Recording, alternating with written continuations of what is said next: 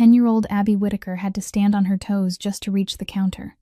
One arm wrapped tightly around her toddler brother, Milo, who was heavy with exhaustion, while the other held a single carton of milk like it was something breakable and sacred. Her voice was small, but it didn't shake. "Ma'am, can I take this home now? I promise I'll pay for it when I'm older." The cashier didn't smile. She slid the milk back across the scanner as if it were evidence in a trial Abby had already lost. No money, no milk. A few people in line sighed. Someone muttered that this was how scams started. Abby's cheeks burned, but she didn't cry. She just adjusted the toddler on her hip and turned toward the automatic doors, bracing herself for the cold parking lot and the long walk back to the overpass where her mother was waiting. That was when the store seemed to go quiet for a different reason. A tall man in a dark overcoat stepped out from the shadow near the magazine rack. He didn't look rushed. He didn't look angry. He looked certain, the kind of certain that made grown men straighten their shoulders without knowing why. Cade Callahan didn't raise his voice. He didn't need to. "Add groceries," he said calmly. "And don't let that child leave without what she came for." The cashier blinked. Someone near the back recognized the name and went pale. Abby didn't know who he was, only that when he looked at her, he wasn't seeing a problem to remove. He was seeing something worth protecting. What Abby couldn't possibly know was this. The man who had just paid for her milk controlled half the docks along the California coast, and when he chose to step into someone's life, he didn't step halfway. And tonight, he had chosen hers. If this moment moved you, don't forget to like this video and share it with someone who believes in second chances. Subscribe to our channel for more powerful stories every day. Stay with us because this is only the beginning. Abby held Milo tighter as the man came closer. The scent of his coat, not some showy cologne, but the smell of night wind and clean wool. She took half a step back on instinct, her eyes flicking fast for an exit the way she'd learned to do in crowded places. Cade Callahan saw it, and he stopped at once, keeping just enough distance that Abby wouldn't feel cornered. He turned to the cashier, his voice still even, as if he were handling something small, yet each word made the air around the checkout tighten in a strange way. He told them to ring up the diapers, the wipes, some soft food for a little child, a thin blanket, and a few things Abby would need in the morning. No one dared argue. No one asked anything more. When the bags were set neatly on the counter, Cade looked at Abby again, and there was no pity in his eyes, only the steadiness of someone who'd made up his mind and didn't need a long explanation. Abby swallowed hard, trying to keep her voice steady. She didn't know who he was, but she knew the kind of man who made other people shut their mouths. And that kind of man usually came with trouble. Cade extended his hand, not to touch her, only to point to the side, where an empty cart waited, and a wide aisle offered space away from the curious crowd. He said it was cold, she shouldn't keep carrying Milo, and he could get them home. One simple sentence, nothing dressed up. Abby looked down at Milo, then at the glass doors where the parking lot lights blinked. Outside was wind, a long stretch of road, the familiar dark. Inside was harsh light, and eyes like needles pressing into her back. She pulled Milo closer and shook her head. It wasn't the stubborn shake of a child, but the shake of someone who'd memorized the rules of survival. She said her mother told her not to go with strangers. Cade didn't frown. He nodded as if Abby had just stated the most reasonable rule in the world, and said he respected that. A man nearby gave a soft cough, as if to remind Cade that nobody said no to Callahan, but Cade only glanced over, just enough for the man to fall silent at once and turn away. Abby saw that, and her heart started pounding faster. If he could frighten a grown man with nothing but a look, he could do a lot of other things too. And Abby couldn't gamble Milo on anything she didn't understand. Cade said he wasn't going to force her. He just didn't want to see a child carrying her baby brother out to the parking lot in a cold night like this. He asked where her mother was. Abby didn't answer right away. She looked around, checking the people in line, checking the doors, checking even the camera on the ceiling. Cade waited. He waited like a man used to, waiting for other people's answers. Not impatient, not pushing, not pretending to be kind. Abby took another step back, then said very softly that her mother was where they usually slept.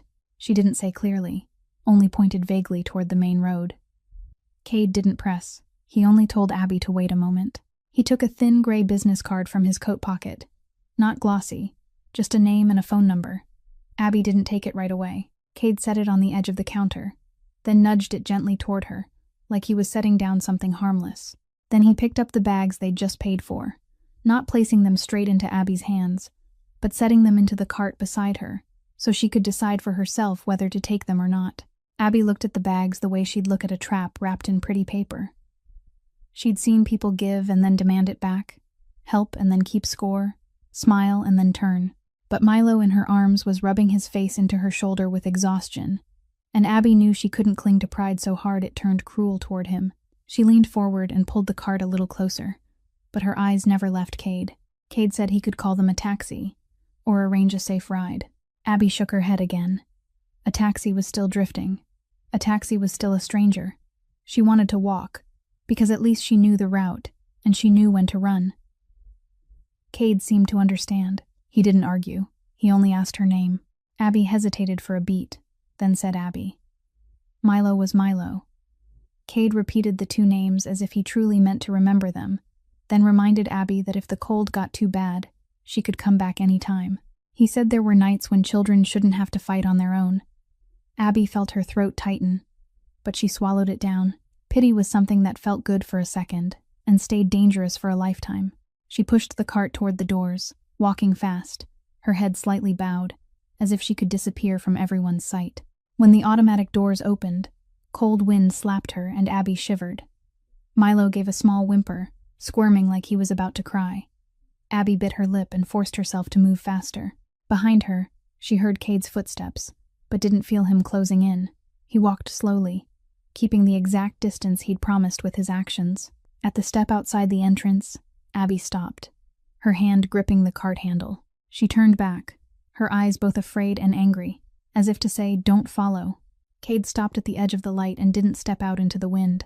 He looked at Abby for a moment, then lowered his voice, the words not loud, yet going straight to the hardest place inside a child who'd been forced to live like an adult. He told Abby she didn't have to trust him. She only had to pass a message to her mother. He wasn't asking for gratitude, not asking for an address, not asking for anything at all. He was only asking for one warm night.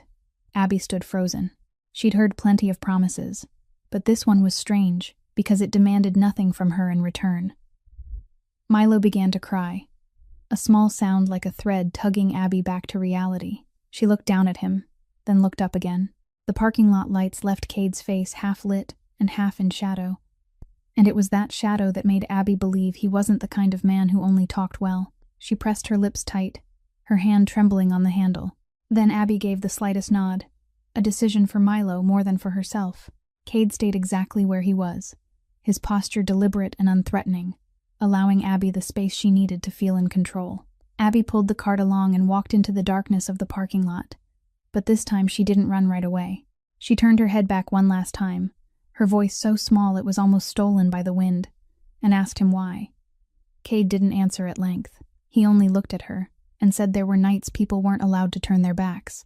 Then he repeated it, slowly, each word like a seal pressed into the cold air, that she should tell her mother he wasn't asking for trust, just a few hours of shelter from the biting cold. Abby clenched the business card in her palm, the thin paper feeling as heavy as a door. And for the first time in a very long time, she walked with a strange thought in her mind, that maybe tonight the world wasn't made only of people who looked at her like a problem to avoid. Abby pushed the cart along the edge of the parking lot, trying to keep the wheels from sounding too loud on the rough asphalt. Milo had stopped crying, but he still rubbed his face against her shoulder, his breath fluttering as if he were half asleep. She didn't head straight for the main road. Instead, she chose darker stretches where the lights barely reached, as if darkness itself were what felt familiar and safe. In Abby's palm, the thin business card had softened slightly from sweat, but she gripped it tight, afraid that if she let go, everything that had just happened in the supermarket would dissolve. Cade didn't appear at her side. He kept his distance the way he had on the steps, far enough that Abby didn't feel chased, yet close enough that his tall shape showed up in the glassy reflections of parked cars like a silent outline. Abby glanced over her shoulder a few times, and each time she saw him still moving slowly, as if he were letting her decide everything. She didn't want to lead a stranger anywhere, and she definitely didn't want him to know where they slept, but the promise of a roof and a real bed kept hammering inside her head like wind striking the railing of an overpass. She reminded herself that she'd only take him close, only close enough for her mother to hear the offer, and then she'd pull Milo in and push the cart away at once. no matter how rich the man was or how frightening he might be. Late night, cold out on the street, was different from the cold inside the supermarket freezer. It didn't only sit on skin. It seemed to slip into bone, carrying with it the distant sound of passing cars and the whistle of wind through the gaps between buildings. Abby turned into a narrow path beside a metal fence, where a few low bushes and a dirt track led down beneath the bridge. The damp smell of soil, engine oil, and old trash blended together, but Abby was used to it to the point she didn't even flinch. She stopped at the top of the slope and looked back at Cade again. He stood above, under a streetlight, not coming down right away. Cade looked around, his gaze moving across the dark corners like someone who knew how to read a map of danger, and only then did he walk down slowly, moving only as fast as Abby's comfort would permit. Abby didn't say, "Follow me." She simply turned back and pushed the cart onward, as if refusing to invite him made it less like consent. Under the bridge, the noise bounced back like it was trapped inside a giant box. Tires rolling overhead became a steady, low rhythm, and every so often the long screech of hard braking made Abby startle by reflex. She passed a few tents thrown up in a hurry, a few blue tarps tied with rope, stacks of plastic bins. Someone lifted their head to look, eyes weary but watchful, then looked away when they saw Cade, as if they didn't want to get tangled in the business of a man who didn't belong here. Abby led Cade to a space beside a concrete pillar, where a silver tarp blocked the wind. A few cardboard boxes served as seats, and an old backpack hung from a metal hook. Out of the darkness, a woman stepped forward fast as an arrow, hair tied up in a hurry, a thin coat worn but pulled tight, eyes sharp as a blade. Lauren Whitaker looked at Abby first, not to ask what she'd done, but to check Milo, to scan her daughter's face for any mark, and only then did she look at Cade. In a single beat, Lauren planted herself in front of Abby like a wall, one hand on the cart handle as she tugged Abby slightly behind her. Abby understood at once. She lowered her head a little and turned herself into a shadow behind her mother, the habit of children who know their mother has to fight for the whole family. Cade stopped and didn't step closer. He raised both hands low, palms open, not the posture of surrender but the posture of someone who understood one wrong move could collapse a chance. Lauren didn't offer a greeting. Her voice was low and taut, each word chosen like someone who'd lived with documents and truths. She asked who he was, what he wanted, and why he'd followed her child. Abby opened her mouth to explain, but Lauren lifted one finger, not looking at Abby, yet making it very clear that Abby should stay quiet. Cade said his name. He said he'd met Abby at the supermarket, that she'd been trying to buy milk for her brother, that he'd only paid to help, and wanted to make sure the two children got back somewhere safe. Lauren gave a thin smile, not because it was funny, but because she'd heard too many sentences that began with, "I only wanted to help," and ended with a price. She said flatly that he didn't need to know where they lived, didn't need to know what they lacked, and definitely didn't need to follow a child all the way here. Cade listened to all of it without pushing back. He only looked at Abby once, then looked at Lauren again, and said Abby had told him her mother said not to go with strangers, and he thought that was right. He said he hadn't put them in his car, he hadn't dragged them anywhere. He'd only left food, milk, diapers, and a phone number, in case Lauren wanted to give the children a break from the wind. Lauren tightened her grip on the handle, her eyes sweeping over the cart piled with bags as if she were scanning a debt. She asked why, and this time it wasn't only caution. There was something like wounded pride in it. Cade answered briefly, that he couldn't stand the sight of children having to beg for milk with promises. Lauren curled her lip and asked how many children were out there, why he'd chosen Abby. Cade didn't answer at once, as if the real answer might run too deep. He only said he hadn't chosen. He'd met her, and he'd done what he had to do. Abby stood behind her mother, heart racing, afraid her mother would send him away on the spot, afraid Milo would start crying again, afraid the warmth that had just flickered into existence would go dark like a faulty bulb. Lauren bent to look at Milo and saw her son's face gone pale from cold, saw Abby's hands reddened from holding him so long, and in that moment Lauren's wall trembled, not from softness, but from responsibility. She straightened and glanced around in a quick, restless scan, as if she feared someone was watching, then looked back at Cade, her voice roughening slightly. She asked what he wanted. Cade said he wanted nothing. Lauren snapped back like a knife, that there was no such thing as wanting nothing. Cade remained calm. He said he understood why she didn't believe him, and he hadn't come to make her believe tonight. He only wanted her to hear an offer. He had an empty house, clean, warm, with locks, with blankets, with hot water, just for one night. And in the morning, she could go wherever she wanted. Lauren went silent, her eyes still sharp but now carrying the calculations of someone forced to weigh danger against survival. Abby watched her mother, and for the first time she saw her hesitate for so long. Lauren asked if he planned to take pictures of them, if he planned to call the police, if he planned to use this story to polish his image. Cade shook his head at each question, very slowly, as if signing an oath with his body. Abby couldn't help thinking of the way he'd stepped back at the supermarket door, and it struck her as strange that a man who scared people also knew exactly how to retreat. Lauren looked at the business card in Abby's hand and snatched it quickly, staring at the phone number like an escape route and a trap at the same time. She asked Abby what she'd told him. Abby mumbled that she'd only said they were under the bridge, and she'd only wanted Milo to have milk. Lauren closed her eyes for a beat, as if swallowing anger that didn't belong to her child, then opened them and looked at Cade, her voice turning cold again. She said she didn't accept pity. Cade replied that he didn't call it pity. He called it a chance for them to close their eyes without fear. Lauren let out a soft laugh, and this one sounded like glass breaking, and she said people didn't give warmth away without taking something back. Cade looked straight at her, not dodging, and what he said made Abby's skin prickle. He said what he got back was something he'd lost a long time ago, and tonight he didn't want to lose it one more time. Lauren blinked, as if she'd glimpsed a crack in the man's face, but she immediately tightened again, raising the wall higher. She told him he wasn't allowed to step any closer. He wasn't allowed to look at the children as if they belonged to him, and if he wanted to talk, then he would talk right here, under the roar of traffic, where Lauren could walk away in a second. Cade nodded, accepting his place outside the boundary.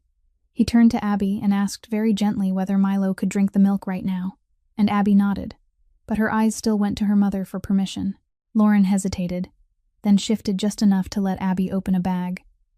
Abby pulled out the carton of milk, hands shaking from cold and nerves. Milo lifted his head, lips puckering as he searched. The sight made Lauren turn her face away slightly, as if she didn't want anyone to see what it did to her.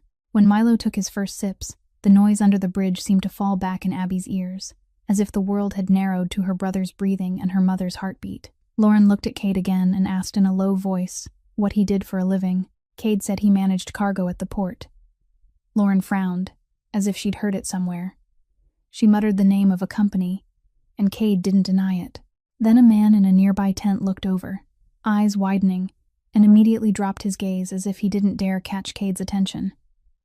Abby saw that and felt more afraid, but Cade didn't seem to enjoy the fear. He told Lauren he hadn't come to show off power. He'd come to give her a choice. Lauren fired off a question that sounded unrelated but landed like the deepest cut. She asked why a man like him would care about a homeless woman and 2 children with nothing in their pockets. Cade was quiet longer than before, then said simply that there were things money couldn't buy, and tonight he'd seen a child hold on to dignity through a promise. Lauren stood still, pulled between 2 shores, and Abby could feel her mother measuring every risk. In the end, Lauren said she wouldn't go anywhere if it put her children in danger, and if he wanted them to sleep warm, then he had to accept her rules. Cade asked what rules. Lauren said she'd listen to him exactly once, here, right now, and if she agreed, it would be for the children, not for him. Cade nodded, as if that was the only sentence he needed. Abby looked at her mother, looked at Milo, then looked at the man standing outside the boundary. And for the first time she understood that tonight wasn't only about whether there was milk or not. It was the moment her mother had to decide whether the world could contain a door that opened without any trap attached. And Cade Callahan stood there under the growl of traffic overhead, waiting for a permission he wasn't used to waiting for. Lauren stood upright beneath the cold concrete pillar, the traffic overhead still pounding down in a steady rhythm, like a countdown to a decision she couldn't delay any longer. Abby held Milo close, waiting for her mother's answer the way you wait for a verdict.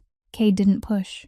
Cade didn't crowd her, standing like a pillar that waited to be chosen rather than a predator closing in. Lauren watched him for a long time, as if she were trying to read what lived beneath that calm exterior. At last, she drew a deep breath and said she'd accept the offer, but only for one night, and only if he accepted her conditions.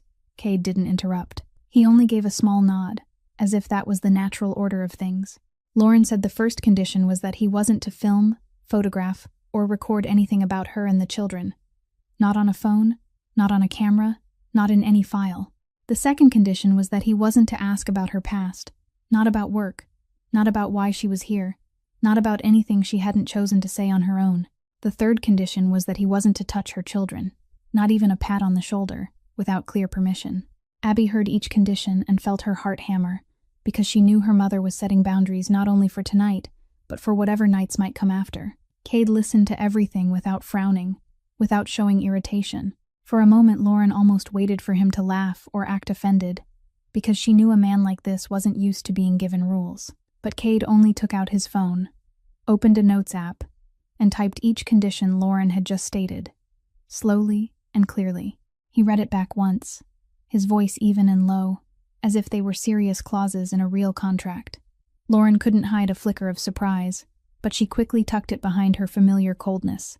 Cade said he agreed to all 3 conditions, and if she wanted, he could sign his name right here, even if it was only on the screen. Lauren replied that his signature meant nothing if he didn't keep his word, and Cade looked straight at her and said he'd never kept a promise halfway. The line carried no threat, yet it had a strange weight. Abby glanced at her mother and saw her shoulders weren't as rigid as before, even though her eyes stayed guarded. Lauren asked why he'd agreed so easily, as if searching for a gap in an acceptance that felt too smooth. Cade said what she'd demanded wasn't an insult. It was a mother's right. He added that he understood distance was the only way someone like him could stand in the same space with her, without making her feel threatened. That answer made Lauren pause for a beat, because people rarely looked straight at a truth like that. A powerful man admitting his presence could be a danger. Lauren nodded slowly, as if weighing it one last time. She turned to Abby and asked whether her child agreed. Abby looked at Milo, then looked at Cade. Her eyes weren't as panicked as they'd been in the supermarket, but they were still full of caution. She said it was only for one night, and they'd go back to the old place if it didn't feel right. Lauren squeezed her daughter's hand lightly, as if to steady herself. Cade said he'd have a car come pick them up, but Lauren shook her head right away. She said they'd go with him, but they weren't getting into a private car if she didn't know exactly who the driver was. Cade didn't argue. He called for a company vehicle under his control, stated the driver's name, how old he was, and left Lauren to decide whether to get in or not. While they waited, Lauren watched Cade's hand as he put his phone away. No wedding ring, no showy jewelry, only faint calluses at the knuckles and across the palm, like the hands of someone used to holding something larger than a phone. Those weren't the hands of a man who'd spent his whole life behind a desk. They were the hands of someone who'd given orders and been obeyed. Lauren didn't comment on it, but she filed it away. Cade caught her looking, but he didn't pull his hand back. He let her see, as if he understood trust couldn't come if everything stayed hidden. The traffic overhead kept its steady roar, but down below, the air had changed. It wasn't a sharp standoff anymore. It was a fragile agreement, built on 3 conditions and 1 warm night. When the vehicle stopped at the top of the slope, and its headlights swept across the open space under the bridge, Lauren turned to Cade again. She said if he broke any condition, she'd disappear with her children before he even understood what had happened. Cade replied that he had no intention of chasing people who didn't want to be found. That answer was just enough for Lauren to step forward, pushing the cart toward the light, Abby close at her side, Milo still quiet in his sister's arms. And when they passed Cade on their way to the car, Lauren felt his restraint with a clarity she couldn't ignore. He didn't step in to take Milo, didn't touch Abby. He only stood there and kept his word from the very first second. It was that restraint that unsettled her more than any promise ever could. The vehicle pulled away from the noise beneath the bridge, rolling through brightly lit streets before gradually slipping into a quieter Santa Monica, where the ocean wind carried salt and a gentler cold that still made Abby tuck herself closer around Milo. Lauren sat upright in the back seat, one hand clenched around the strap of her old backpack as if it were the only thing that truly belonged to her, her eyes fixed on the window to memorize the route, the turns, every landmark, every detail, in case she had to run. Cade sat in front. He didn't turn around much, only occasionally asking a short question about whether Milo was all right, then falling silent again. When the car turned onto a sheltered street, lined with neatly trimmed trees and low houses hidden behind fences, Lauren felt her chest grow heavier. She wasn't used to this kind of quiet, the kind that makes you hear your own heartbeat and the accusing sound of your thoughts. The car stopped in front of a house that wasn't flashy. Light-colored walls, a solid wooden door, a warm yellow porch light, no sign, no grand entrance, only a cleanliness that felt almost too deliberate. Lauren stepped out first, pulling Abby in the cart with her, her gaze sweeping the yard and the darker corners on reflex. She saw a man standing farther off, not approaching, only watching like a shadow on guard. Then she spotted a small camera under the eaves, and another at the corner of the garage. Lauren's throat went dry at once. Instinctively, she remembered her first condition. No filming, no photos, no recording. She spun toward Cade, her voice low but sharp. Cade didn't look surprised, as if he'd expected this reaction. He said the cameras were only for the outer perimeter, so no one could approach without being detected, and there were no cameras inside the living areas unless Lauren agreed. Lauren didn't believe him right away. She walked straight to the door, studied the lock and latch, scanned the corners where devices could hide. Abby stood beside her mother, holding Milo, eyes wide as she took in everything clean and scented with new wood, like she was stepping into a world that didn't belong to her. Cade handed the key to Lauren and didn't open the door for her. Lauren took it, her hand still trembling slightly from cold and strain, and opened the door herself. Inside, the house was warm and quiet. Clean wooden floors, soft lighting, no television noise, no cigarette smell, only a light soap scent and a faint trace of something like tea. Lauren had barely stepped in when she stopped, because right beside the living room a foldable crib had already been set up. A stack of diapers, wipes, a few small outfits hung neatly, and a baby bottle placed on a tray, as if it had been waiting. Abby's mouth fell open, as if a gasp was about to escape. Then she bit her lip and held it back. Lauren stood frozen, with the feeling that someone had stepped into her life before she'd even agreed. She turned to Cade, her eyes flaring. Cade remained calm. He said everything was new, unused, and he only wanted Milo to have a safe place to sleep. Lauren asked who had prepared it. Cade gave a name. Marla Keats. He said Marla managed this house and often prepared for emergencies. Lauren gave a thin smile and asked what kind of emergency came with clothes in Milo's exact size. Cade looked at Milo, then at Lauren, not dodging. He said Marla didn't guess exactly. Marla only prepared broadly, but when he said it, Lauren felt an invisible cord tighten anyway. She remembered what he'd said in the supermarket about not stepping into anyone's life halfway, and she suddenly understood that his version of not halfway could be the most dangerous trap of all. Lauren positioned Abby behind her again, building the wall back up, and said she didn't like the feeling of being arranged. Cade nodded, and then he did something that made Lauren go still. He stepped to the security panel by the door, opened a menu on the screen, and told her she had control. He gave Lauren a temporary code, valid for one night, allowing her to disable the front porch and outer walkway cameras if she wanted, and he showed her clearly that the cameras at the gate and at the back corner couldn't be fully disabled because they were mandatory perimeter coverage, but the data wasn't stored beyond the allowed limit, and no one watched unless an alarm triggered. Lauren stared at him like he'd just handed the keys of a jail to the prisoner. She asked why he was giving her that power. Cade said because she'd set conditions, and he'd agreed. Lauren stayed silent for a moment, then tried pressing the option. A small light changed color. She felt her heartbeat slow a fraction, even though the fear didn't disappear. Abby watched her mother, watched Cade, then looked around the house. She walked into the living room and set Milo down on a soft chair, careful as if she might stain something just by touching it. Milo squirmed, eyes half closed. Lauren looked at her son and guilt rose like a wave, because she knew children weren't supposed to learn how to move quietly inside a home. Cade asked Abby which room she wanted to sleep in. Abby didn't answer right away, only looked down the hallway where a strip of warm light glowed at the far end. Lauren noticed Abby still wore the old hair clip, the one thing the girl had kept from the life before they slid under the bridge, and something pinched in Lauren's chest. She cleared her throat and asked Cade where the bedrooms were. Cade pointed the way, then stopped at the edge of the living room, not going any farther, as if reminding himself of the third condition. Lauren realized he was restraining himself so he wouldn't upset her, and that restraint made it harder to breathe, because it wasn't like the men she'd known. It wasn't kindness performed for praise. It felt like discipline.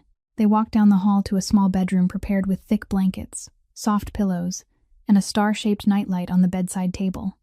Abby froze at the sight of the little lamp, as if that star were a luxury.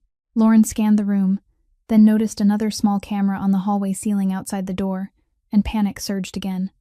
She turned back at once. Cade stood in the living room and didn't follow close. Lauren said she wanted quiet hours, no one coming in, No noise, no one watching, at least while Abby slept. Cade nodded without arguing. He made a brief call, his voice not loud but carrying a tone that made it clear whoever listened had to comply.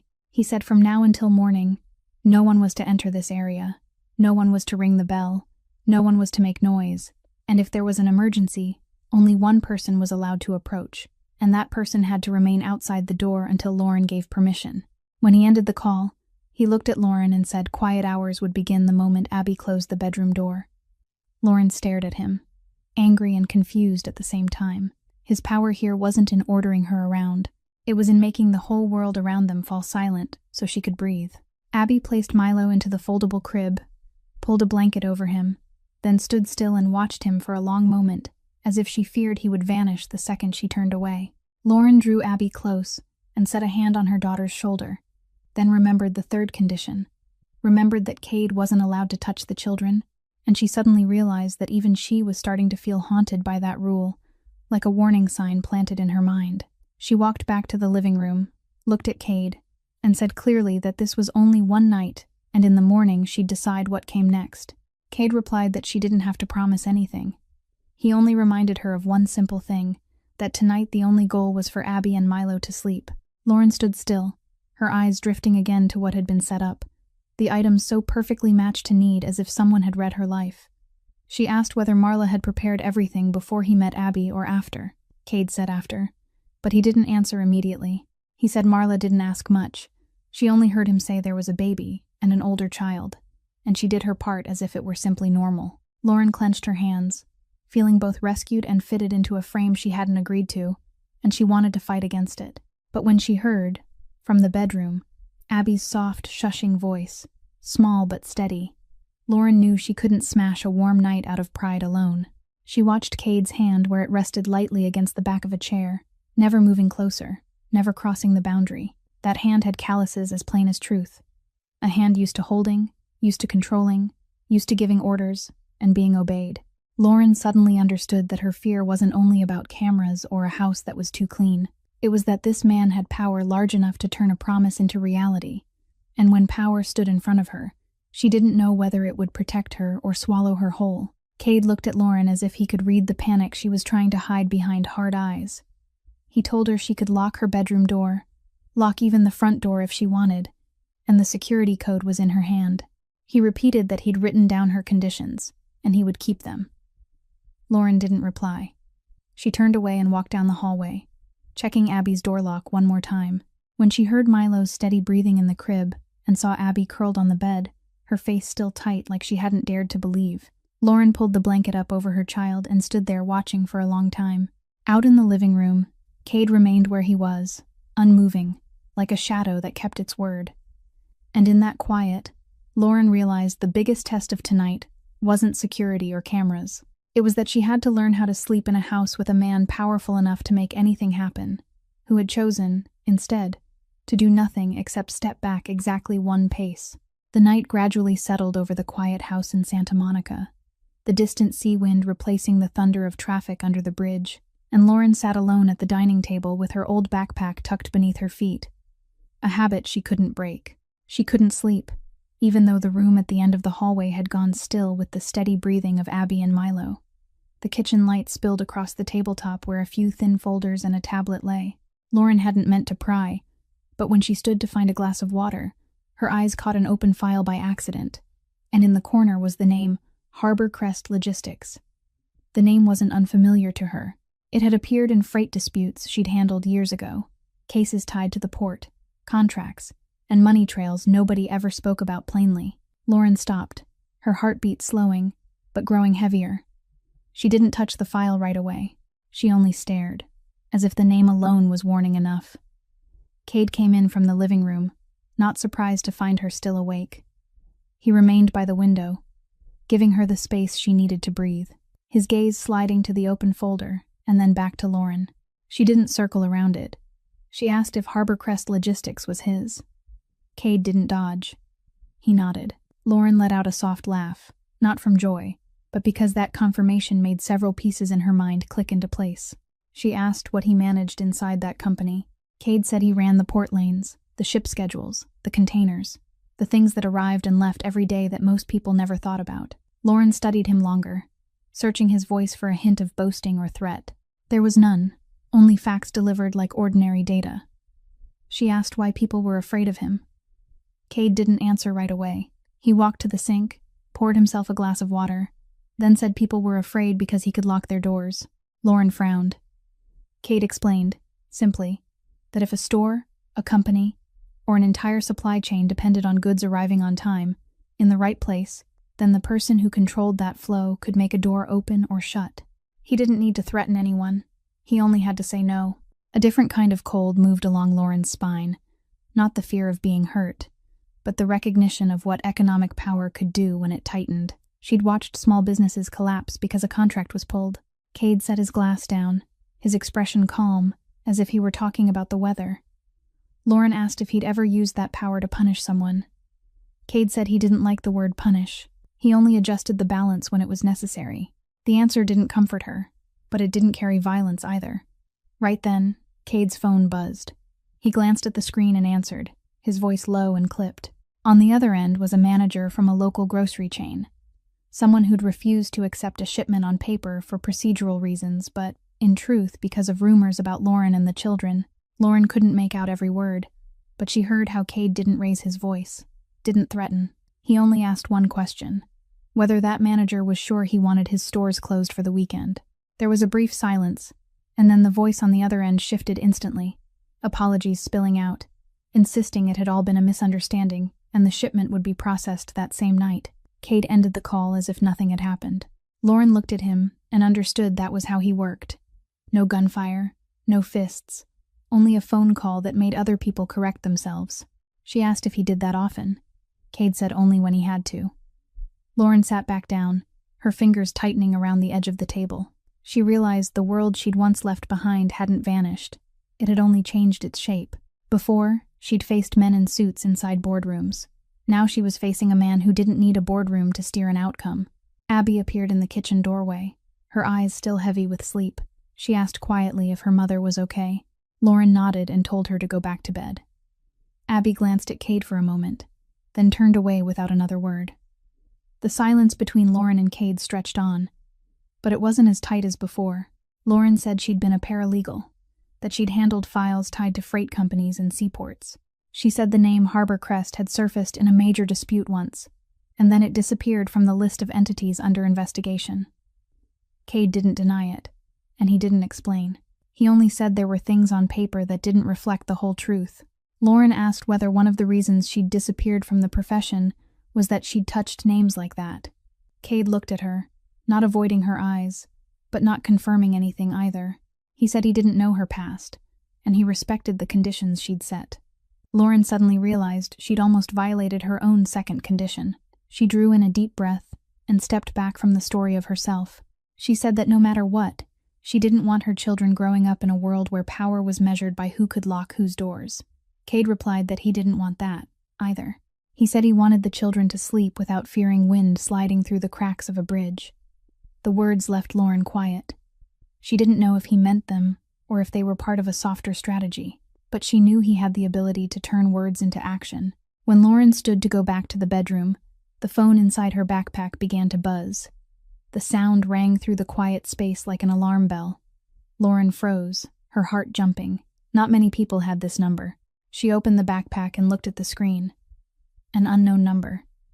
Cade didn't ask who it was. He only watched her, waiting for her reaction. Lauren swallowed hard, her hand trembling slightly as she pressed to accept the call. And in that instant, she understood that one warm night didn't mean the past had stopped coming for her. Lauren lifted the phone to her ear, her heart pounding so hard she was afraid Cade could hear it, too. On the other end was a man's voice, low and smooth as velvet. The kind of voice that once belonged in polished wood boardrooms and in front of expensive suits. Derek Halston didn't need to say his name, because Lauren recognized him instantly. That voice had been the door that led her into the profession, and it had also been the hand that shoved her out without mercy. Derek didn't bother with a long greeting. He only asked how she'd been living lately, and whether the choices she'd made recently had left her with any regret. Lauren straightened her back, her eyes drifting without thinking toward the hallway where Abby and Milo were sleeping. She asked what he wanted.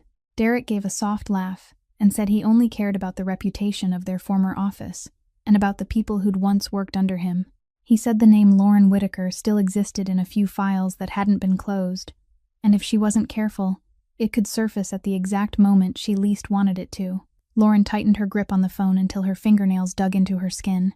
She asked what he was threatening. Derek answered in the polite language of lawyers, talking about confidentiality obligations, procedural violations, responsibility when handling internal documents. He brought up that incident from years ago, when a set of files disappeared from the system, and every piece of evidence pointed to Lauren. He didn't say outright that she'd stolen anything or done wrong. He only emphasized that her image in the legal world had been badly damaged, and if she tried to come back, there would be questions she couldn't easily answer. Lauren felt her stomach clench.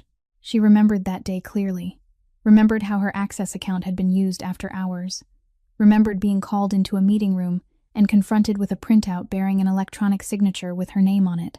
She'd tried to explain, but Derek had stood and said the office couldn't keep someone who worked so carelessly. One sentence, and her career ended. Derek continued, saying he'd heard she was in contact with certain people connected to old shipping routes, and he didn't want her embarrassing anyone again. Lauren understood immediately that he meant Cade.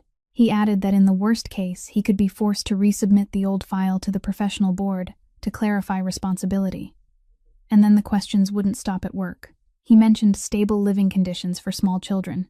He mentioned that courts often considered housing when evaluating custody. Every word was coated in sugar and hit a blade. Lauren looked toward the bedroom and felt the blood in her body turn cold. She asked if he planned to drag the children into this. Derek said he wasn't doing anything. He was only letting the system operate the way it was supposed to. If a mother had no fixed address, no stable income, and a history tied to a confidentiality violation, the system would raise questions on its own. He said he only wanted to avoid trouble for everyone, and the best way was for Lauren to keep disappearing, the way she had all this time. Lauren could hear her own breathing through the phone, heavy and quick. She knew he was rebuilding the old trap, using the law itself as a rope. She told him he knew she hadn't done anything wrong, that her account had been accessed without permission. Derek went quiet for a beat, then said in a voice that sounded almost regretful that in this line of work, truth didn't always matter as much as the record. The call ended when he told her to think carefully, because one wrong decision could cost her more than a brief moment of borrowed comfort. Lauren lowered the phone, her hand trembling slightly. Cade didn't ask what had been said. He only looked at her face and knew enough. Lauren said the name Derek Halston, her voice breaking out of somewhere deep and sealed. She said he'd been her supervisor, and he'd set her up with an altered file to push her out of the profession. She said she'd been pregnant with Milo then. Pressure piled on pressure, and she hadn't had the money to hire her own attorney to defend herself. Cade listened to everything without changing expression. Lauren moved quickly toward the hallway, opened the bedroom door, and looked at Abby and Milo as if she needed to memorize every detail.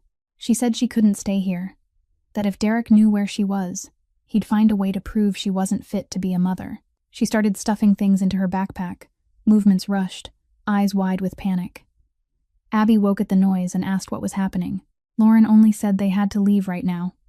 Cade stepped a little closer but still kept his distance, his voice low and steady. He didn't stop her, didn't tell her she was wrong. He only said she could leave if she wanted, but she shouldn't leave without a plan. The words made Lauren freeze mid-motion with the zipper. Cade said running into the night wouldn't make Derek stop, and if he was determined to use the law as a threat, the only way through was to be ready to meet him with the law. Lauren looked at Cade, furious and desperate at the same time. She said she'd tried to face it once and she'd lost. Cade replied that last time she'd been alone. Now she wasn't alone.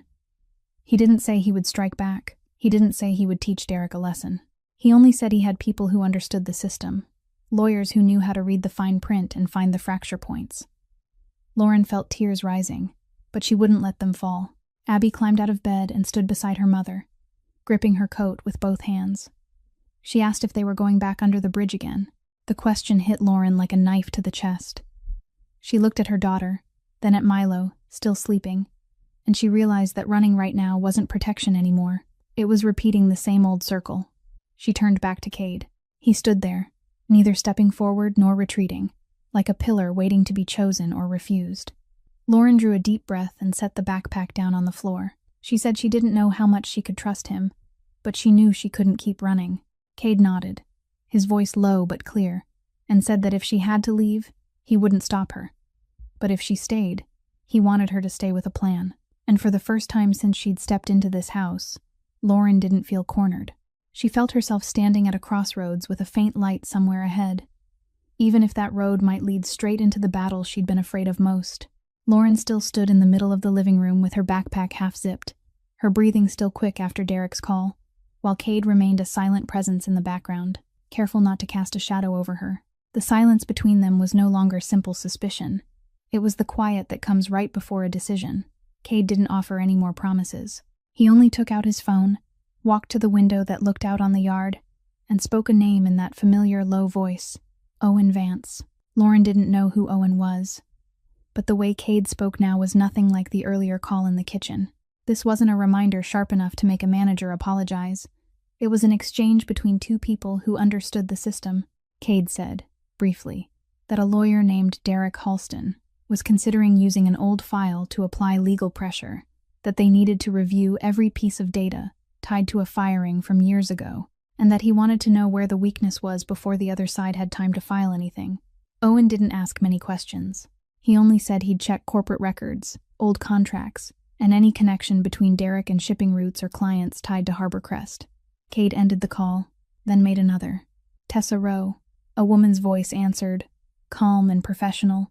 Cade introduced the situation in short strokes, that he needed someone who understood professional responsibility law and the procedure for complaints to the bar. Lauren heard words like bar complaint, discovery request, subpoena, and she realized Cade wasn't planning to threaten Derek into silence with anything dirty. He was building a different line of defense, quiet but capable of making a man like Derek uneasy. Lauren stepped closer without meaning to, not noticing she'd crossed the distance. She asked what Cade was doing. Cade said he was preparing. Lauren shook her head, her voice tightening. She said she didn't want him using his power to choke anyone. She didn't want a war between two men that turned her children into a bargaining chip. She told him plainly that she didn't use dirty power. Cade looked at her. There was no anger in his eyes, and no contempt.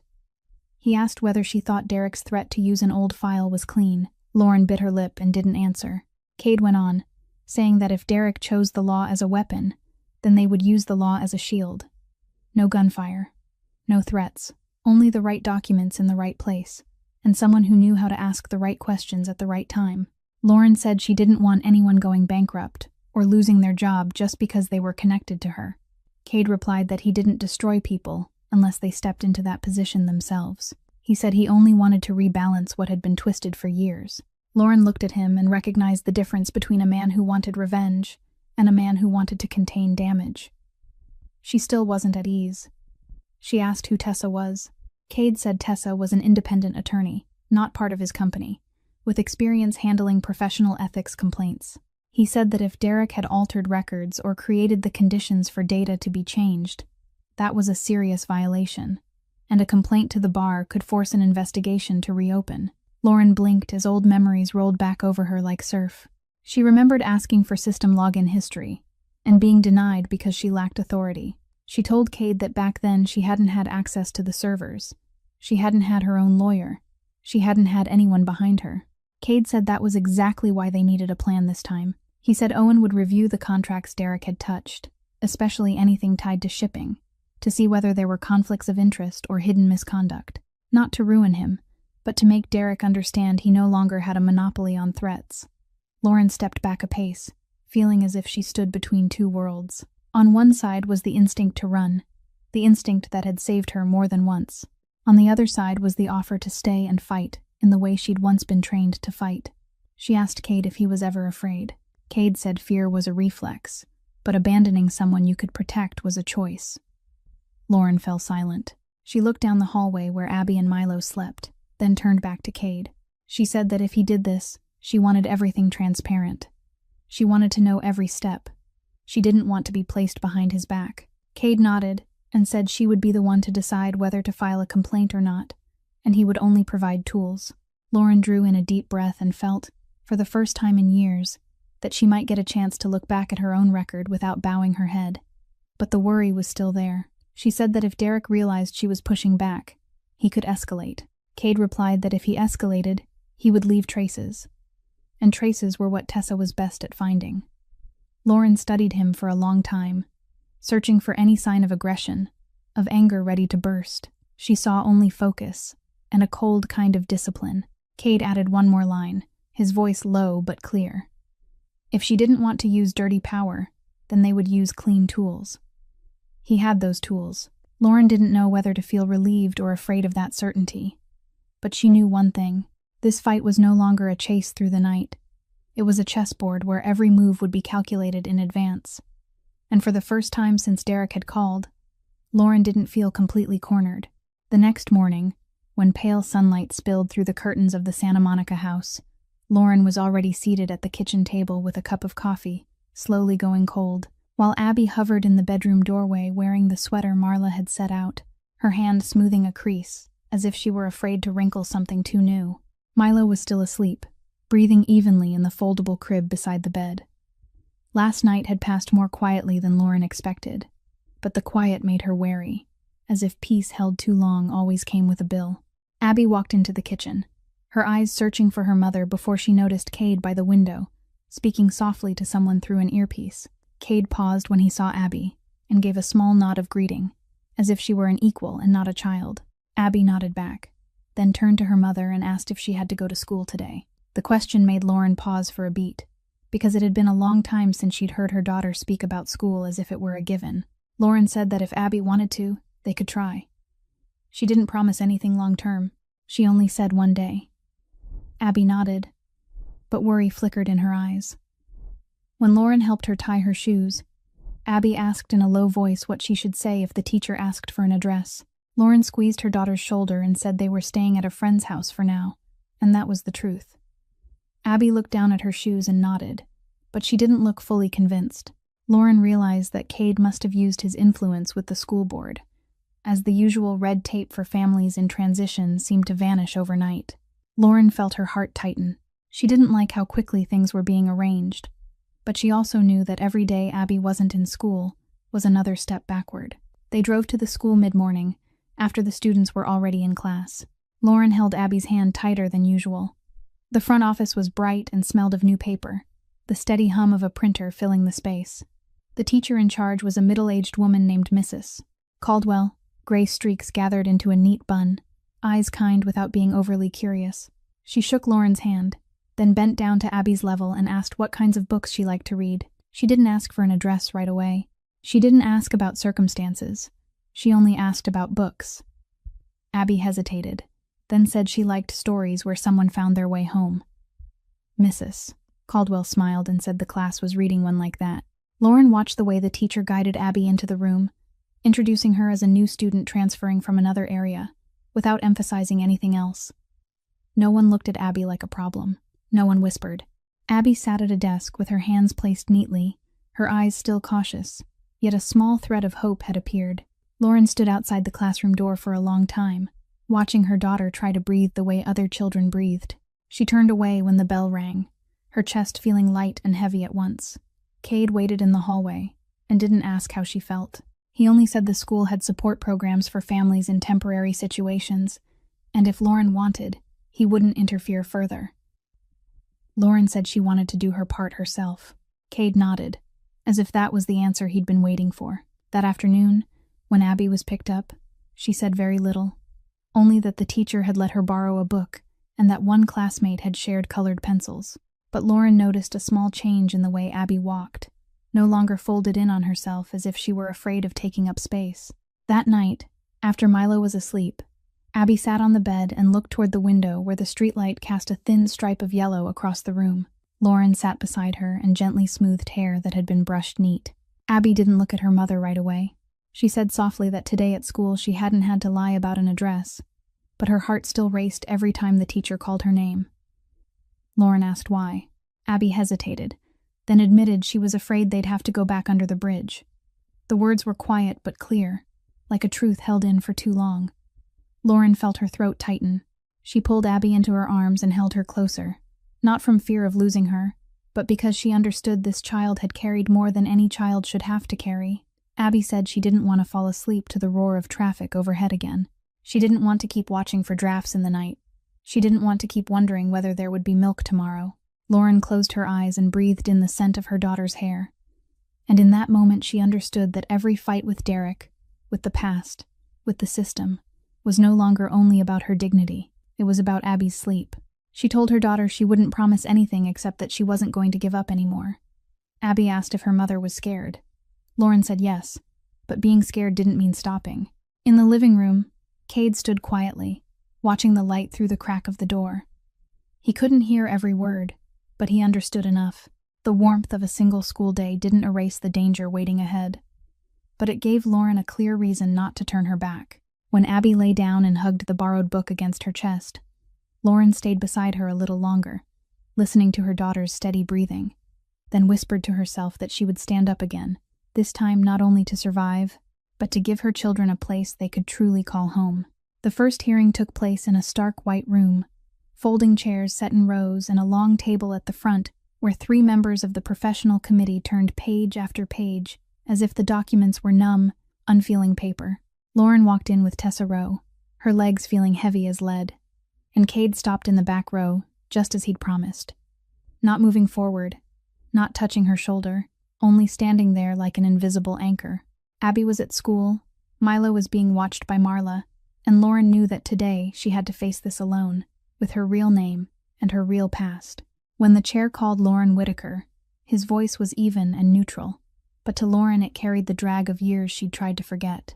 The first questions circled the altered file, the login times, the responsibility for supervising internal materials. Lauren answered in a voice she worked to keep steady, saying her account had been accessed after hours, that she'd reported her suspicions but they hadn't been examined. A committee member asked why she hadn't pursued a formal complaint back then. Lauren drew a deep breath and said she'd been pregnant and had just been suspended, with no income to hire her own attorney. When the word pregnant left her mouth, memory surged in too fast to stop. She remembered standing in Derek's glass office, one hand resting on a belly that didn't yet show, hearing him say the workplace demanded total focus and had no room for mistakes.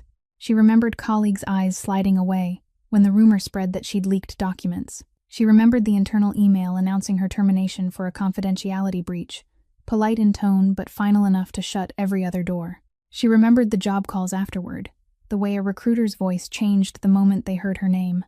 A blacklist didn't need a public announcement. It only needed shared silence.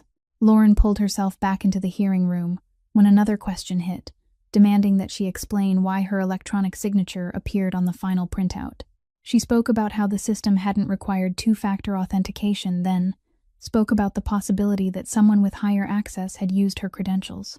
One committee member frowned and asked whether she had evidence. Lauren shook her head and felt her stomach drop. She knew this was the weakness. Without proof, words became only defense. Tessa sat beside her, taking notes with calm precision, occasionally sliding a document forward to remind the committee that there had been known gaps in the security process at that time. But the questions kept coming, pressing on personal responsibility, on whether Lauren had signed to confirm she'd read the policies. Lauren felt as if she were being dragged back to that same old day when every gaze landed on her with suspicion. In the back row, Cade stood tall with his hands held in front of him, not saying a single word. He didn't interrupt, didn't object. He only stayed present like a windbreak, and that silence was what let Lauren pull in a deeper breath each time she felt herself about to choke. A committee member asked whether she admitted she'd been careless. Lauren looked straight ahead and said she admitted she hadn't had enough power to protect herself, but she did not admit she'd done wrong. The answer left the room quiet for a beat. After more than an hour, the hearing paused so the committee could review additional material. Lauren stepped into the hallway, her hands icy even though the air wasn't cold. She leaned against the wall and closed her eyes for a moment. Cade came a little closer but still kept the respectful distance. He asked if she was okay. Lauren gave a small laugh and said she was used to being pressed with questions, but her voice carried a fatigue she couldn't hide. She said she'd almost forgotten what it felt like to stand in front of people who judged her like a file. Cade said not everyone was against her. They only needed something they could touch. Lauren replied that all she had was her word. Right then, Tessa's phone buzzed. She looked at the screen and her eyes brightened slightly. She said something interesting had just been found in the review of old data. A fragment of an email had been deleted from an internal chain back then, but a backup on a secondary server still carried traces. The content showed that Lauren's account had been accessed from an IP address tied to Derek's office on the night before the file was altered. Lauren went still, the air around her seeming to thicken. Tessa said they couldn't conclude anything yet, but this was a thread worth pulling hard. Cade looked at Lauren and didn't offer a victory speech. He only gave a slight nod, as if confirming that the fight might have an opening. Lauren felt her legs stop trembling, even though the road ahead was long. When they left the building, the sky outside was a thin gray, and for the first time since she'd walked into the hearing room, Lauren didn't feel like she was falling through empty air. But she knew one fragment of email wasn't enough to change everything, and what waited ahead was still a road where every step would have to be careful. 2 days after the first hearing, while Lauren was still trying to hold herself steady under the news about the deleted email fragment, she received a call from Abby's school in the middle of the afternoon. The office staffer didn't sound panicked, but the tone was serious enough that Lauren felt her stomach drop. She was asked to come in to meet the vice principal that same day. Cade was in the living room, reviewing documents with Owen, when he saw the color leave Lauren's face. He didn't ask much. He only said he'd take her to the school. Lauren started to refuse, then nodded, because she didn't want to walk into that building alone in this state. The elementary school was bright with afternoon sun, the playground loud with children. But Lauren stepped through the gate feeling as if every eye was on her. Inside the office, Mrs. Caldwell was there too, her expression serious but not cold. On the desk lay a white envelope with no sender's name. The vice principal said the school had just received an anonymous letter implying that Lauren had violated professional ethics and wasn't fit to raise young children in a stable environment. The wording was careful, not a direct accusation, but it raised enough doubt to stir fear. Lauren listened and felt her hands go cold. She knew immediately who was behind it, even though his name wasn't on the page. What frightened her most wasn't her reputation. It was the way people might start looking at Abby differently. She asked whether Abby knew about it. Mrs. Caldwell said another parent had heard a rumor and asked their child, and the story had spread through a few kids. Abby hadn't said anything in class, but the teacher had noticed she'd been quieter than usual. Lauren felt her heart tighten, as if a fist had closed around it. She pictured Abby sitting at her desk, hearing whispers she didn't fully understand, yet still feeling the difference in the air. Lauren asked what the school planned to do. The vice principal said they wouldn't reach conclusions based on an anonymous letter. They had a responsibility to verify information, but they also had a responsibility to protect a student from baseless accusations. She said she believed the process had to be handled properly. Mrs. Caldwell slid the envelope toward Lauren and said she thought Lauren should read it before the school took any step at all. Lauren opened the letter, and each line felt chosen on purpose to plant doubt, mentioning the old investigation, mentioning that Lauren hadn't had a fixed address before, implying that Abby's current living situation might not be appropriate. There was no evidence, only questions placed in exactly the right places. Lauren looked up, met the vice principal's eyes, and said she was already involved in an official process to clarify what had happened years ago, and that there had been no ruling against her. The vice principal nodded and said the school would wait for the outcome from the proper authorities, rather than trust an anonymous letter. In that moment, Lauren felt part of the weight lift. When they stepped into the hallway, Abby was standing at the far end with her backpack hugged close, searching for her mother in the crowd. Lauren walked to her and knelt to Abby's level. Abby asked quietly if she'd done something wrong. Lauren shook her head and said it wasn't her fault. Abby said a classmate had asked whether her mom had been fired for doing something bad. Lauren swallowed hard and forced her voice to stay calm. She said adults sometimes disagreed with each other, and there were stories that hadn't been fully told yet. Abby watched her mother longer than usual, as if she were measuring the truth in her eyes. When they left the school, Cade was still outside in the yard. He hadn't gone into the office. He hadn't spoken to anyone. Lauren told him briefly what had happened. She half expected him to say he'd call someone, that he'd make the letter disappear, but Cade only asked what she wanted to do. Lauren said she wanted to handle it through the proper channels. She didn't want anyone thinking she'd used power to silence a school. Cade nodded and said he wouldn't intervene unless she asked. That restraint made Lauren feel grateful and tense at the same time. That evening, Abby sat at the dining table longer than usual, drawing a house with windows glowing with light. Lauren looked at the drawing and saw the fear Abby hadn't put into words. She feared that if the rumors kept spreading, the school could change its tone, could begin asking deeper questions, could take away the chance Abby had only just touched. Lauren stood on the porch for a while, breathing the salty ocean air, telling herself that this fight wasn't only in hearing rooms, it was also in places like this, where her name could reach straight into her child's future. Inside, Cade watched through the glass door and didn't step out, didn't press his presence onto her. He gave Lauren room to decide, to choose how she wanted to face this sideways strike. And Lauren understood that this time, if she stepped back, Abby would learn how to step back too. So she went back inside, placed a hand on her daughter's shoulder, and said that some letters were written to make people afraid, but truth didn't live inside an envelope. It lived in how they kept walking forward. The next afternoon, after Lauren had just returned from the school and Abby was seated at the dining table doing homework, the doorbell rang twice, short and decisive. It wasn't the hurried knock of a delivery driver, and it wasn't the long, lingering ring of a stranger who didn't know when to stop. Cade was standing near the window. His expression shifted slightly, but it didn't tighten with panic. He glanced at the small security monitor beside the door, and then looked at Lauren. She saw the image of a man in a dark jacket, a police badge catching the light on his chest. Lauren felt her heart clamp down, but not from fear of being arrested. She feared the way her name, Abby's name, and Cade's name were starting to overlap in more public spaces. Cade asked if she wanted him to open the door. Lauren shook her head. This was about her. She drew in a deep breath and stepped forward, opening it herself. The man introduced himself as Detective Ross Keenan. His voice was calm, not rude, but his eyes were sharp, taking in details. He said he wanted a few minutes to talk about some recent information involving Derek Halston and a few individuals connected to Harbor Crest Logistics. Lauren knew immediately whose name sat at the center of that sentence. Ross glanced past Lauren's shoulder and saw Cade standing a few steps back, not moving closer. Ross's gaze lingered on Cade longer, as if he'd known the man before today. Lauren stepped out onto the porch and pulled the door closed behind her so Abby wouldn't hear. Ross said he'd received an unofficial report that Lauren might be under legal pressure, and that Callahan's presence in the picture made everything more complicated. The way he spoke wasn't an accusation, but the implication was plain.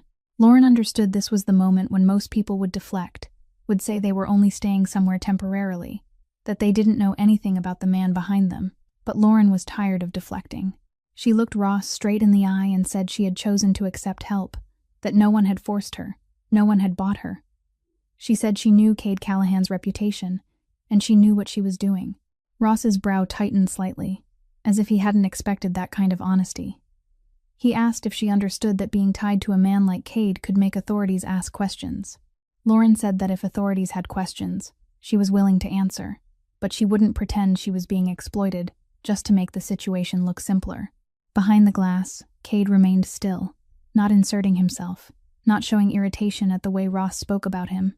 Ross shifted his gaze from Lauren to Cade, and then back to her. He said he wasn't here to arrest anyone or threaten anyone. He only wanted to warn her that Derek Halston wasn't the kind of man who backed down when challenged. He said there were signs Derek was preparing a legal move, possibly a formal complaint or a civil action meant to seize the advantage first. Lauren felt the blood in her body turn cold. She asked what? Exactly. Ross said he didn't have the authority to share details, but he knew how lawyers like Derek operated. If Derek filed first, he'd control the pace, control the narrative, and force Lauren to chase after proof of innocence instead of moving proactively. Lauren looked down at the porch step for a second, then lifted her eyes again. She asked why Ross was telling her this.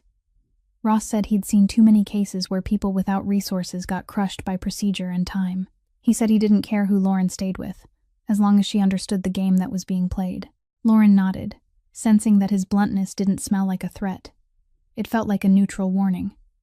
Ross looked toward the glass door, where Cade stood, and lowered his voice a fraction. He said Callahan could protect her in his own way, but the legal system had its own rules. Lauren said she understood, and she was preparing in her own way. Ross paused, weighing whether to say more. Then he spoke softly, almost only for Lauren's ears. If Derek filed first, she'd be forced to chase shadows he built. The sentence hung in the air. Lauren felt it clearly. This was no longer a private duel in the dark. It was a board where whoever moved first held the edge. Ross said goodbye and walked down the path, leaving Lauren on the porch with her pulse pounding. When she turned back inside, Cade didn't ask what Ross had said. He only met her eyes. Lauren said, briefly, that Derek might be about to strike first. Cade nodded slowly, as if he'd already accounted for that possibility. Lauren understood that if she hesitated now, or moved a beat too late, she'd be shoved back into defense again. And this time, she wasn't only protecting her name, she was protecting the classroom door where Abby had just started to breathe like a normal child again. 3 days after the conversation with Detective Keenan, Lauren received a text from an unknown number claiming to be Derek Halston's former assistant, saying there was a packet of documents that could prove her innocence, and asking to meet in person to hand it over. The message was carefully written, not rushed, emphasizing that the sender was afraid of being discovered and couldn't come to her current place. Lauren stared at the screen for a long time before replying. She remembered Ross's warning that if Derek moved first, she would be forced to chase shadows. But she also knew that if any evidence existed beyond the email fragment Tessa had just found, she couldn't afford to ignore it. Lauren told Cade she wanted to meet the person in a parking lot near an old office building, in public, in daylight. Cade didn't argue. He only asked if she was sure. Lauren said she wouldn't get into anyone's car, and she wouldn't go into any enclosed space. Cade nodded and said he would be nearby, but wouldn't appear unless he was needed. When Lauren drove into the lot, noon sunlight beat down on the hot asphalt. A few cars scattered and spaced far apart. She saw a man in a white shirt standing near a gray sedan, holding a thick envelope. Lauren stopped a few yards away, stepped out, and kept her distance. The man spoke quickly, saying he didn't want to be involved but couldn't stay silent while she was treated unfairly. He lifted the envelope and said it contained printed system access history from the old platform. Lauren took one step closer. Not close enough to touch him, but close enough to see the pages inside. She had just reached a hand toward it when a car door slammed open behind her. 2 men in dark jackets appeared. One raised a phone and began recording. The other shouted that they had just caught her taking confidential company materials. Lauren spun around, her heart breaking into a frantic rhythm. The man in the white shirt backed away as if startled, dropped the envelope onto the ground, and in that instant Lauren understood she had walked into a trap. One of them yelled that the police had been called, that she was stealing documents tied to a lawsuit about to be filed. Lauren froze, her mind spiraling. If they could stage this and file a report first, she wouldn't only be facing a professional hearing, she'd be facing a criminal allegation. She thought of Abby, of the questions about stable housing, of how a charge could become a reason for a court to revisit custody. The pieces locked into place with brutal clarity. Derek didn't only want to silence her, he wanted to turn her into a criminal. In the middle of the chaos, a calm voice carried from the far side of the lot. Marla Keats stepped out from an SUV, parked a few spaces away, holding a tablet. Her voice wasn't loud, but it was unmistakably clear. She said the entire area fell under a private security observation contract signed by the lot owner, and the cameras had recorded everything from the moment Lauren arrived. The 2 men hesitated. The one holding the phone lowered it slightly. Marla raised the tablet, and on the screen was a live feed from a camera mounted on a light pole, clearly showing the white shirt man offering the envelope first, and the 2 men appearing right after, as if they'd been waiting. Lauren looked at Marla and understood she hadn't come because Lauren asked. Marla said she had a habit of not letting people from the house go into public places without eyes on them, especially when there had already been warnings about legal traps. Her arrival was unexpected, and precise in a way that felt almost chilling. The 2 men began to back away, claiming it was only a misunderstanding. Lauren felt her knees weaken, but she stayed upright. She looked at the envelope on the ground and didn't pick it up. She said clearly that she hadn't touched any documents, and the cameras had recorded it.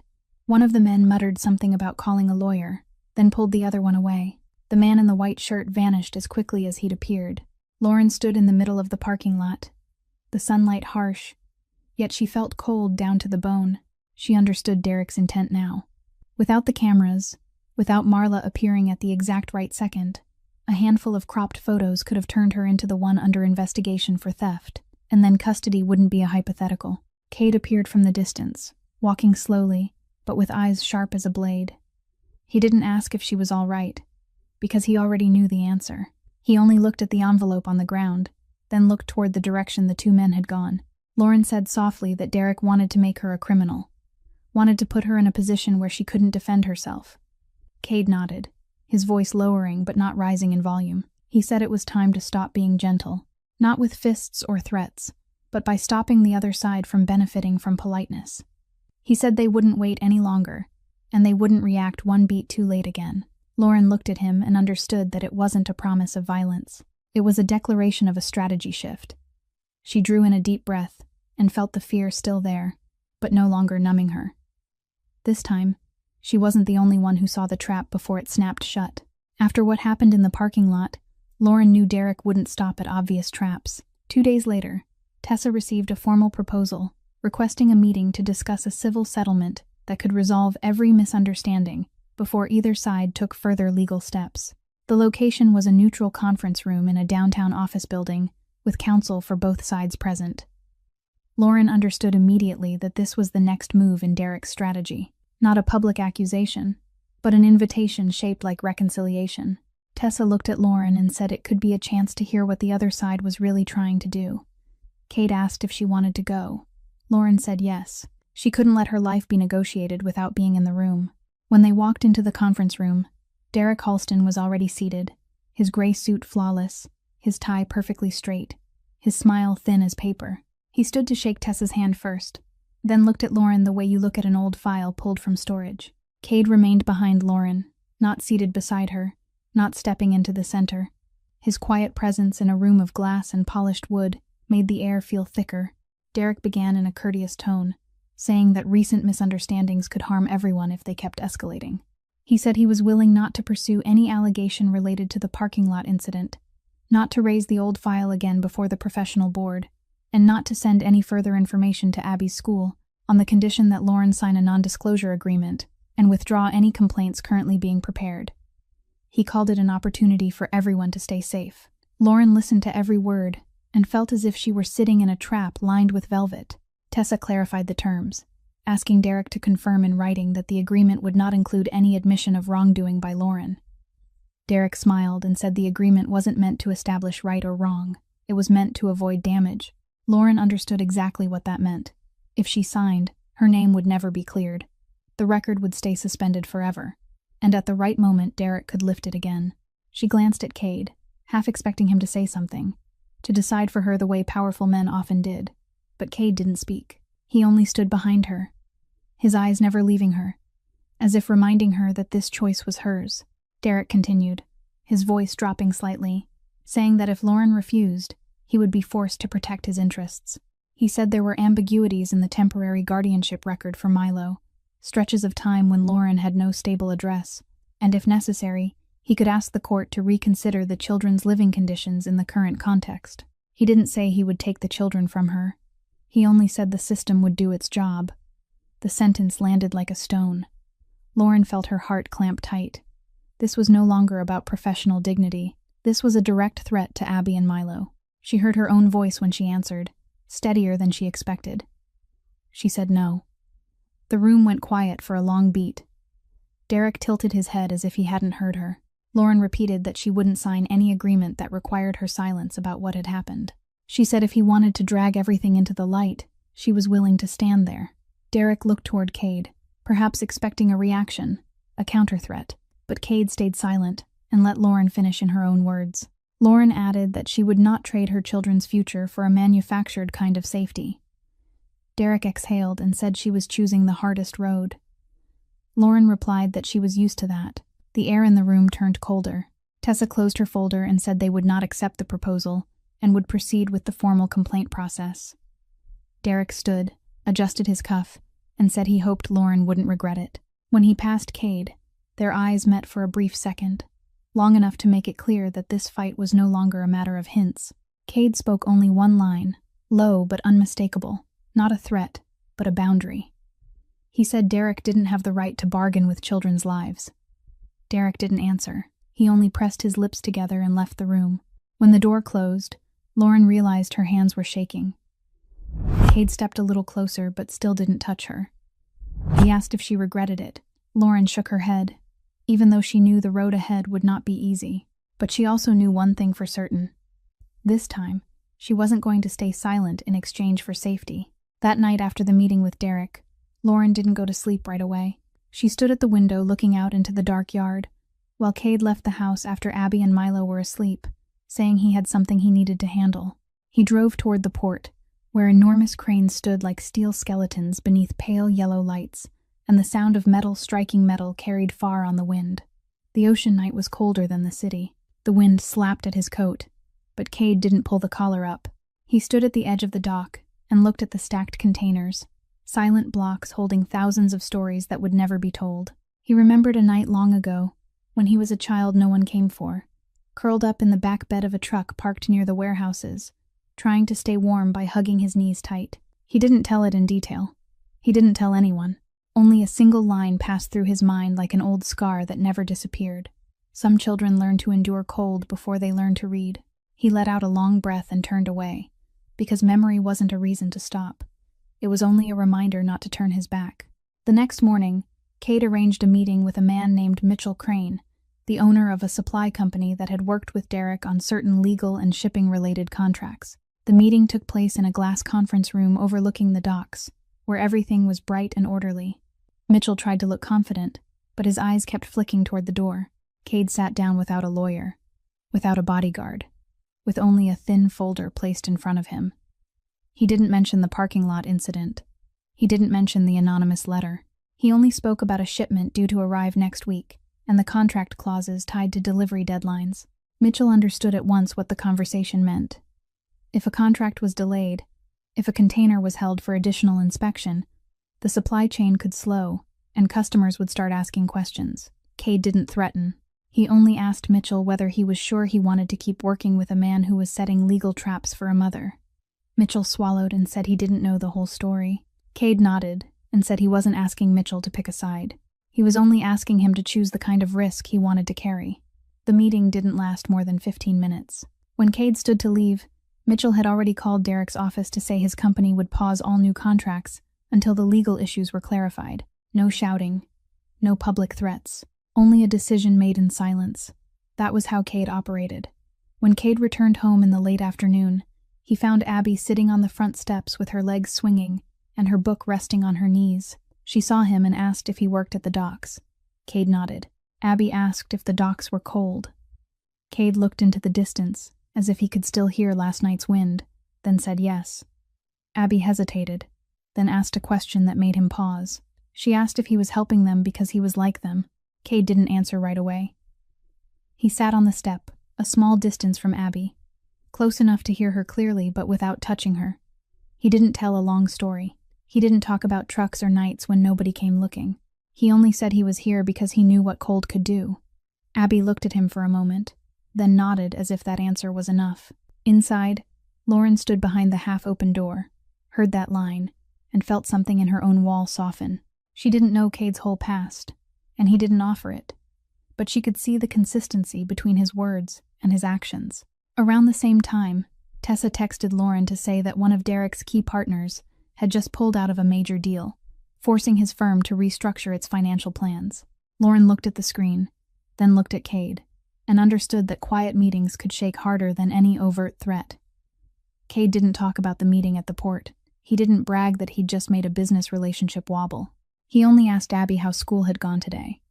Abby told him about a new reading assignment and a spelling quiz, while Lauren watched the two of them and realized power wasn't always loud. Sometimes it was simply the ability to make someone think twice before they kept moving toward a mistake. And when night fell, Lauren knew the fight wasn't over. But at least now she no longer felt like she was standing alone in the cold wind. After the meeting at the port and the quiet withdrawal of a key partner, Lauren could feel the board shifting, but she still didn't dare believe in a turning point that came too easily. Tessa scheduled Lauren and Cade to come to her small office on a windy afternoon, a place where stacks of files sat in neat towers and a whiteboard was crowded with dense notes. When Lauren walked in, she saw that the desk held not only her own file but several others, each folder labeled with a different name. Tessa didn't ease into it. She said that after the deleted email fragment had been recovered, she'd reviewed additional matters connected to Derek Halston over the years. The surprise wasn't in one isolated detail. It was in the repetition of a pattern. Young employees, often women, often people without firm standing, had been accused of the same kinds of violations tied to confidentiality or document handling. Lauren looked at the names and felt like she was staring at other versions of herself.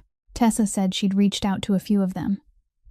At first, most refused to talk out of fear, because they believed speaking up would only make everything worse. But when Tessa mentioned that Lauren had refused a silence deal and was still pursuing the formal process, a few of them changed their minds. The twist didn't come from one piece of evidence. It came from the resonance of many stories. A woman named Carla had once been accused of sending the wrong documents to a competitor. Another, Melissa, had been blamed for a contract that was altered after hours. Both said they were never allowed access to system logs to defend themselves. Tessa opened her laptop and projected onto the screen segments of metadata extracted from the company's old server. There were logins from an internal IP at times when those employees weren't present, and the final edits consistently passed through an account with higher administrator privileges. Lauren stared at the strings of numbers and timestamps, remembering the helplessness she'd felt back then. Tessa said this was no longer the story of one person. It was a pattern of internal record manipulation used to remove people who were inconvenient. Cade sat behind them, silent, not inserting himself into legal analysis. He knew his role wasn't here. The biggest surprise came when Tessa said there was someone still working in Derek's organization who wanted to talk. Lauren immediately thought of Betrayal, of another trap. But Tessa said this person wasn't coming because he feared Callahan. He was coming because he'd watched the hearing coverage and heard Lauren refuse the settlement. He said he was used to seeing people bow their heads and sign whatever was put in front of them. This was the first time he'd seen someone say no. The meeting happened quietly in Tessa's office. The man was in his 30s, eyes tired, and he said he'd once been instructed to delete certain internal emails and route documents through a junior employee's account to create false trails. He hadn't kept copies at the time, but the old server's automated backup still retained access logs, and he knew how to show Tessa exactly where to look, down to the right folder. Lauren listened, and felt as if a door that had been locked for years was finally being forced open. The man said he didn't want to keep working in a place where misconduct was called strategy. Cade didn't ask whether he was sure. He didn't promise protection through power. He only nodded once, a silent acknowledgement. Tessa compiled everything into a detailed complaint to the bar, with a request for an independent investigation into falsified records and system manipulation. Lauren looked at those pages and felt as if each line was giving her voice back, and giving it back to the others, too. She knew Derek wouldn't sit still when he received notice of this, but for the first time, she wasn't a single target anymore. This was a chain of dominoes that had started to fall. Tessa closed the file, looked at Lauren, and said they weren't only trying to win one case. They were aiming at the tool Derek had used to threaten people for years. If they could prove a pattern of falsifying internal records, his biggest weapon would lose its power. Lauren drew in a deep breath and felt fear still there, but changing into something else, something close to resolve. Cade looked at her and didn't need to say he'd been ready for this step. Tessa added one more line before they left the office, her voice not loud, but steady with certainty. They weren't only winning a round, they were taking away his weapon. And when Lauren stepped outside, the wind moved through her hair, and she understood that this fight had crossed the boundary of the personal. It was shifting a balance of power she'd once believed she would never even be able to touch. The final hearing took place in a larger hall, no longer the sealed, bright white room of the first session, but a space with rows of seats for the public and local press. Lauren walked in with a steadier stride than before, even though her heart still raced. Abby sat in the second row holding Milo in her lap, hair neatly tied back, her gaze no longer darting away but fixed straight ahead. Cade stood at the very back, not at the center, not giving the impression of control, only a quiet shadow the way he always was. Tessa placed a thick file on the table, packed with printed emails, metadata, and signed statements from witnesses who had agreed to appear. When the hearing began, Lauren didn't wait to be pressed the way she had the first time. She asked to speak first, her voice clear, not shaking. She said she had been a dedicated paralegal, someone who once believed the system protected truth if you did your part the right way. She spoke about her account being used without authorization, about being forced out of the office while she was pregnant, about how every job call afterward ended in silence. But this time she didn't apologize for being a mother. She didn't apologize for not being able to withstand it alone. She said pregnancy was not misconduct, and protecting a child was not a reason to be removed from the profession. The words carried through the hall and created a different kind of quiet, not the silence of suspicion, but the silence of people listening. Tessa then laid out the chain of evidence, from the recovered deleted email fragment to the metadata showing logins from an IP address tied to Derek's office at a decisive time. Then the witnesses were called one by one. Carla spoke about being accused of sending documents to the wrong party, even though she didn't have system access. Melissa described a contract being altered after her work hours. The man who had worked at Derek's company confirmed he'd been instructed to reroute access to create false traces. Each statement was another domino falling. Not loud, but impossible to dismiss.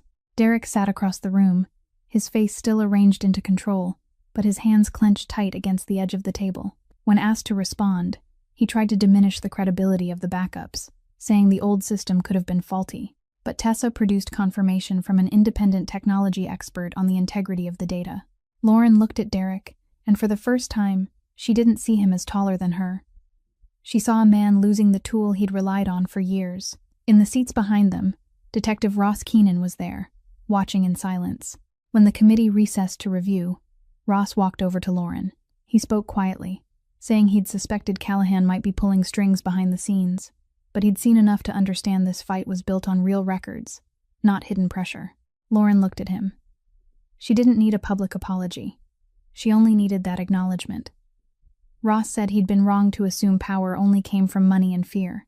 When the hearing resumed, the committee announced there was sufficient basis to open a formal investigation into Derek Halston for falsifying records and violating professional ethics. A ripple of murmurs rose through the hall.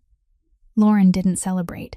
She only let out a long breath she'd been holding for years. When she turned toward the seats, Abby looked back at her with a brightness Lauren had never seen before. Abby leaned down and whispered, her voice small but unmistakably certain, like a truth that could not be reversed. "Mom, you're not invisible." Lauren felt her throat tighten, and this time the tears were not from defeat. They were from being seen. At the back of the room, Cade's expression softened for a rare moment. He didn't move forward. He didn't claim the victory. He only gave a slight nod when Lauren passed him. Derek left the hall with a faster stride than he'd entered with, the initial confidence gone. Lauren knew the investigation would stretch on, but today a public boundary had been drawn. No more threats in the dark. No more anonymous letters with no signature. She had spoken, and people had listened. And when Abby took her hand as they walked out of the hall, Lauren understood that what mattered most wasn't defeating one man. It was reclaiming her voice for herself and for her child. A few months after the public hearing, the official notice arrived. Derek Halston was suspended from practicing law, while a deeper investigation moved forward into falsified records and professional ethics violations. The news didn't explode the way major television scandals do, but within legal circles it was a shock strong enough to make people who had stayed quiet begin to speak. Lauren didn't celebrate with a party or a statement. She only sat in the small kitchen in Santa Monica, holding the letter confirming her name had been restored, and let out a long breath as if she'd finally been given permission to set down a weight she'd carried for far too long. A few weeks later, she accepted a job with a nonprofit legal organization that specialized in helping employees who'd been wrongfully terminated and single mothers tangled in procedural trouble. It wasn't a glamorous position, but it was work that made her feel her voice mattered. Abby kept going to school, no longer lowering her head when the teacher called her name, and Milo grew up in a home with lit windows and nights without the roar of traffic overhead. Cade was still there, but he didn't take up the space. He kept the boundaries Lauren had set from the first day, respecting every decision she made. Their romance wasn't made of loud vows. It was made of evenings cooking together, of taking Abby to parent-teacher meetings, of looks of understanding across a kitchen bright with light. One ordinary evening, while Lauren washed dishes and Abby worked on homework at the table, Cade walked into the kitchen with his familiar, steady calm. He didn't kneel. He didn't bring a sparkling ring box. He only looked at Abby first, then asked in a slow voice whether he could become home for her. Abby looked up, glanced at her mother, then at Cade. Her eyes far more grown than the child who had once stood on tiptoe in a supermarket. She nodded and said home wasn't the place without wind. It was the place where someone didn't turn their back. Lauren set her hands on the edge of the sink, water running softly behind her, and understood that the simplicity of that proposal carried more than any ring ever could. Years later, when Abby was grown, she returned to the very supermarket where everything had begun. She ran into Megan, the cashier who had once frozen in front of a box of milk and a promise. Abby smiled and placed a small envelope on the counter, clearly labeled with money for milk and a donation to a fund that supported families in temporary hardship. She said there were cold nights that could change a life, and there were people who chose not to turn away. The circle closed not with revenge, but with giving. This story reminds us that power doesn't only live in the ability to make others afraid. It also lives in using influence to protect what is right. Truth can be hidden for a while, but when enough people dare to stand tall, the dominoes will fall. And sometimes, what saves a child isn't a miracle. It's an adult choosing to step back exactly one pace to respect a boundary. When a new report from the port surfaced about a missing container and an unfamiliar name began targeting Callahan, Cade knew the fight wasn't over. But this time, he wasn't only protecting his empire, he was protecting his family. If this story touched your heart, please subscribe to our channel, tap like, and share to spread stories of humanity every day. How did this story make you feel? And did you see yourself or someone you love in it? Leave a comment so we can hear what's in your heart. Hello, and see you in the next video. Wishing everyone watching this video good health, a joyful life, and peace each day.